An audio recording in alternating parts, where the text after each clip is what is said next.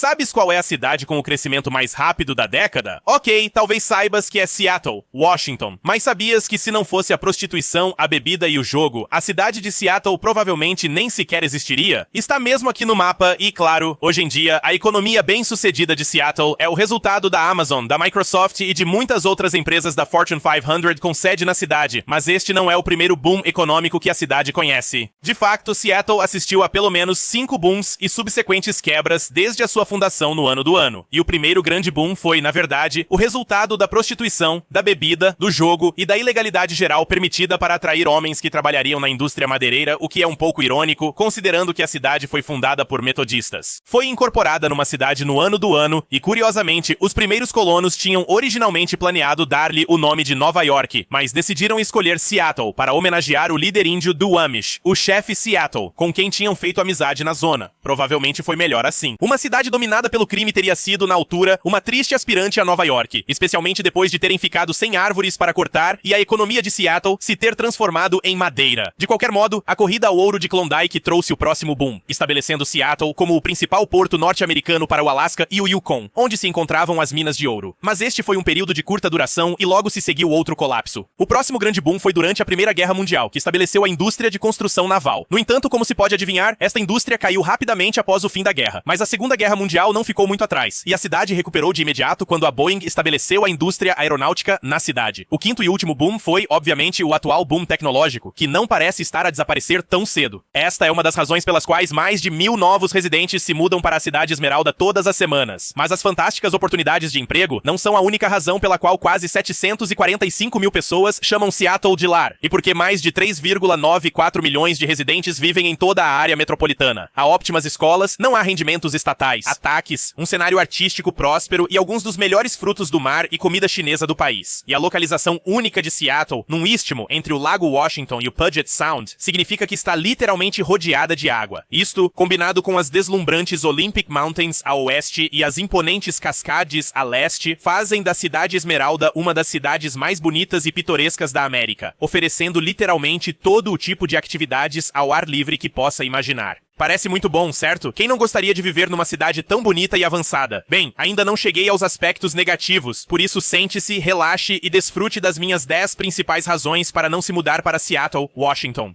Número 10. A chuva. Sim, chove mesmo muito aqui, como já ouviste dizer, 156 dias por ano. E se a quantidade de dias de chuva não for suficientemente deprimente, a quantidade de chuva efetiva é ainda mais deprimente. Seattle recebe cerca de 38 polegadas de chuva por ano, e embora isto possa parecer muito, mesmo cidades não conhecidas pela sua chuva como Boston e Nova York apanham muito mais chuva, apesar de terem muito menos dias de chuva. Mas, pelo menos, não vai precisar de um guarda-chuva. De facto, se trouxer um guarda-chuva, vai parecer automaticamente um turista. Os habitantes locais nunca os usam. Seattle carece de acumulação total de precipitação porque quase nunca chove aqui. Está sempre a chuviscar ligeiramente. Mas por falar em outono, Seattle tem apenas 3 estações. Uma mini primavera entre o final de maio e o início de julho. O verão de julho a meados de setembro, onde a cidade se transforma num dos locais mais bonitos do país. E depois, um outono chuvoso durante o resto do ano. Mas, pelo lado positivo, isto significa que a cidade é realmente muito limpa. Acho que a chuva constante nunca a deixa ficar suja, para começar. Embora se possa pensar que a chuva é deprimente, a maioria dos habitantes habitua-se a ela, e não é assim tão grave. O que realmente nos afeta é o constante céu cinzento e a escuridão. Há mais de 200 dias nublados em Seattle. Dias por ano aqui, e 294 se incluirmos os dias parcialmente nublados em que o cinzento escuro ainda domina a linha do horizonte. Por vezes, até meses podem passar sem que se vislumbre o sol. Claro que Seattle está localizada entre lagos, florestas e montanhas deslumbrantes, mas o nevoeiro e a névoa perpétuos podem tornar difícil ver qualquer uma dessas coisas durante 9 a 10 meses por ano. Para piorar a situação, se trabalhar num local fechado e não estiver perto de uma janela, é perfeitamente possível que chegue e saia do trabalho na escuridão total durante o inverno, sem nunca ver a luz do dia. Seattle é a cidade americana mais setentrional fora do Alasca, por isso há dias em que só se tem cerca de 8 horas de luz. É nesta altura que a depressão sazonal começa realmente a aparecer. A tristeza afeta quase toda a gente quando chega janeiro. Escusado será dizer que os suplementos de vitamina D e um satélite são necessários. Número 8. O trânsito. Com todos estes novos residentes a mudarem-se para Seattle, faz sentido que haja muito trânsito aqui. Não há nem de perto nem de longe o suficiente. Nas autoestradas para dar conta de todos os carros, e expandir as estradas não é exatamente uma opção, uma vez que muitas destas autoestradas são pontes ou estão limitadas pela geografia. Seattle não é muito grande em termos de tamanho e já vivem cá demasiadas pessoas. A hora de ponta dura entre as 6 e as 9 da manhã e depois novamente entre as 3 e as 7 da tarde, onde pode levar literalmente uma hora para percorrer 10 km. Seria de esperar que as estradas com portagem ajudassem a aliviar o congestionamento, mas não o fazem, nem os condutores. Seattle tem mesmo alguns dos piores condutores do país, mas para ser justo, poderia ser muito pior, enquanto a maioria das cidades com maus condutores tem pessoas a andar a 100 milhas por hora e a zigue-zaguear à volta dos carros. O principal problema de Seattle é que há uma quantidade anormal de condutores a andar muito abaixo do limite de velocidade. Há quase sempre alguém na faixa da esquerda a ir a 40 numa via de 65, mesmo que não haja trânsito. Entre pessoas ao telemóvel, condutores cansados e todas as pessoas que conduzem sob o efeito de erva legal, não é propriamente seguro andar por aí. Mas se tiveres um horário flexível, na verdade não é. Muito trânsito entre as 10 da manhã e as 2 da tarde e as coisas correm bastante bem, até tentar estacionar. Quando se trata de estacionar, o meu conselho é simplesmente não estacionar. Quer seja com parquímetro ou num parque, todos os parques de estacionamento são difíceis de encontrar e caros. Seattle tem bons transportes públicos e também é muito fácil andar de bicicleta e a pé, uma vez que a cidade não está muito espalhada. Por isso, eu optaria por uma dessas opções em vez do carro, especialmente porque pode custar entre 20 a 30 dólares só para estacionar durante o dia. O que me leva ao meu próximo ponto. Número 7. É caro. Sei que já dei a entender isto anteriormente, mas muitas pessoas estão a mudar-se para cá porque Seattle tem uma série de empregos bem pagos, o que significa que é caro. O custo de vida aumentou tanto que um apartamento de 2 quartos custa agora 2.850 dólares por mês. Isso é mais do dobro da média nacional. E se quiser comprar uma casa, o preço médio de uma casa em Seattle é agora de 714 mil dólares, o que é mais do dobro dos 350 mil dólares de uma casa. Custo durante o ano. O custo de vida em Seattle, no seu todo, é pelo menos igual à média nacional. É preciso ganhar pelo menos 72,000 dólares por ano aqui só para viver confortavelmente. Por quê? Bem, para além dos custos insanos de estacionamento e habitação, a comida, o gás, os cortes de cabelo, os museus, o álcool e praticamente tudo o que é divertido custa muito mais do que normalmente custaria noutro lugar. E nem sequer vamos falar dos impostos. Na verdade, sim, vamos falar deles. Washington não tem imposto sobre o rendimento, o que é compensado pelo imposto sobre as vendas de 10,1%, pelo imposto sobre as bebidas alcoólicas mais elevado do país, pelo elevado imposto sobre a gasolina, por alguns dos mais elevados impostos sobre a propriedade, pelos impostos gerais sobre a posse de um carro e pelo imposto sobre os refrigerantes. Sim, aqui até cobram impostos sobre os refrigerantes. Ou será que lhe chamam POP? Número 6. Os sem-abrigo. Seattle tem a terceira maior população de sem-abrigo de todas as cidades, apenas superada por Los Angeles e Nova York. Atualmente, há mais de 12.500 sem-abrigo em Seattle.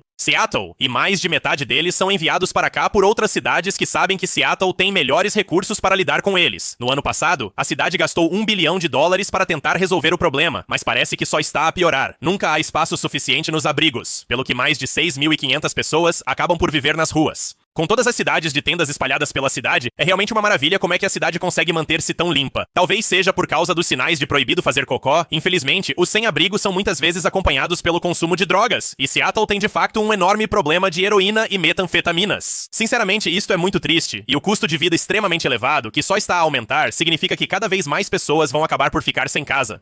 Número 5. Café. Falar de insônias em Seattle, porque as pessoas aqui bebem café suficiente para estarem acordadas toda a noite. Além disso, não fales de insônias em Seattle, porque as pessoas daqui vão ficar irritadas contigo. De qualquer forma, há muita cafeína a acontecer. Seattle não é apenas o lar do OG Starbucks, mas também tem o segundo maior número de cafés per capita de qualquer grande cidade do Zepeira, o que explica o facto de os habitantes de Seattle serem os que consomem mais café na América. E faz sentido, como a cidade é tão sombria 9 meses por ano, a cafeína é literalmente a única coisa que nos dá energia para passar o dia sem ficarmos deprimidos. Então, o que é que isso tem de mal? Bem, é caro. O café aqui é de facto bom, mas também é incrivelmente caro. Vais gastar muito dinheiro com este hábito viciante. Tens de te levantar cedo enquanto ainda está escuro para vencer o trânsito? Então, vai beber um café. Está a sair com os amigos? Bem, está a chover e está escuro. Por isso vamos beber um café. Quer passar um dia divertido fora de casa no fim de semana? Bem, mais uma vez, está a chuviscar e nublado, por isso é a altura de experimentar outro 2 milhões de cafés da cidade e ficar a olhar pela janela para a natureza enevoada, as luzes da cidade enevoadas e a chuva sombria. E sabes o que mais adora café, natureza, cidades sombrias e chuva? É isso mesmo, hipsters. Seattle está classificada como tendo a quarta maior quantidade de hipsters do país. Sabes aqueles interessantes? Pessoas vestidas, amantes de café e de microcervejarias, amigas do ambiente, fixes antes de serem fisses. Isto não é necessariamente uma coisa má, a não ser que não gostes de hipsters. E nesse caso, não te mudes para cá, porque provavelmente vais acabar por te tornar naquilo que desprezas. Número 4. Vulcões e terremotos. Sabias que 80 mil residentes de Seattle estão em risco de ver as suas casas destruídas pelo terceiro vulcão mais perigoso do país? Sim, o Monte Rainier fica a uns meros 60 quilômetros da cidade. E se explodisse, bem, uma palavra, Pompeia. E este também não é o único vulcão nas proximidades. Quando o Monte St. Helens entrou em erupção no ano do rato, a cidade ficou coberta de cinzas. Milhares de voos foram cancelados, as autoestradas foram encerradas e até os sistemas de tratamento de água foram contaminados. E se isso não for suficiente para deixar Seattle a tremer, bem, os terremotos vão certamente fazê-lo. A cidade Esmeralda está situada mesmo em cima ou perto de uma série de falhas e já sofreu alguns terremotos. O mais recente foi em 2001, mas um terremoto de magnitude 4,6.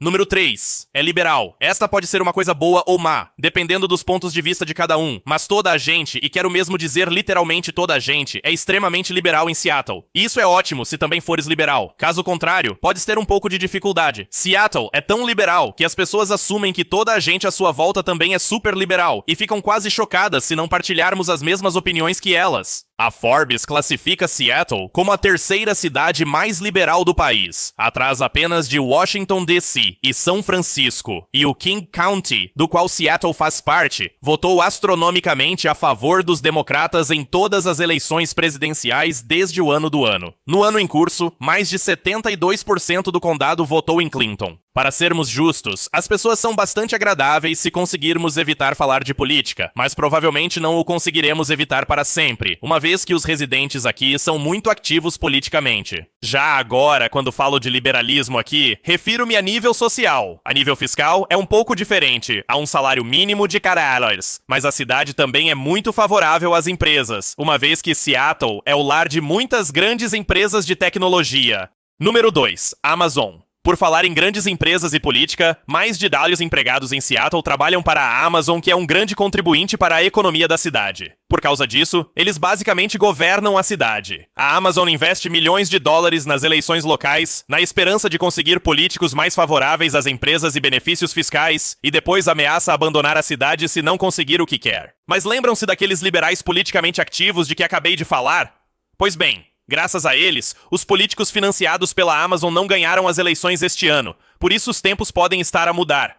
Mas se mudarem e a Amazon e as outras grandes empresas tecnológicas não gostarem, parece que Seattle pode cair num novo colapso do seu padrão clássico de crescimento e queda. O Seattle Freeze. Não se trata de uma geladaria hipster com ingredientes de origem local e sabores como o remoinho de beterraba com queijo de cabra ou o sorbet de tomate. O Seattle Freeze é apenas o nome da fria indiferença que os habitantes locais têm pelos recém-chegados. Eles não são maus, mas também não são muito amigáveis. Se tentar iniciar uma conversa com um estranho aqui, provavelmente vão olhar para si como se fosse de Júpiter e tivesse 17 cabeças. Pensa neste isolamento emocional como uma estranha forma de praxe para ver se consegues aguentar. Spoiler, a maioria das pessoas consegue. Os habitantes locais sabem disso e não querem gastar o seu tempo a afeiçoarem-se a novos residentes que vão voltar a correr para um lugar ensolarado e quente dentro de alguns meses. As pessoas precisam de te ver constantemente durante pelo menos 2 ou 3 anos antes de quererem realmente ser tuas amigas. Escusado será dizer que é difícil conhecer pessoas aqui, especialmente se estiveres a tentar arranjar um encontro. Seattle não é o melhor sítio para solteiros. A maioria das mulheres diz que os homens são demasiado passivos e socialmente estranhos, enquanto os homens dizem que as mulheres são demasiado intimidantes. Por isso, sim, parece um pouco desesperante. Se te vais mudar para cá e ainda não tens...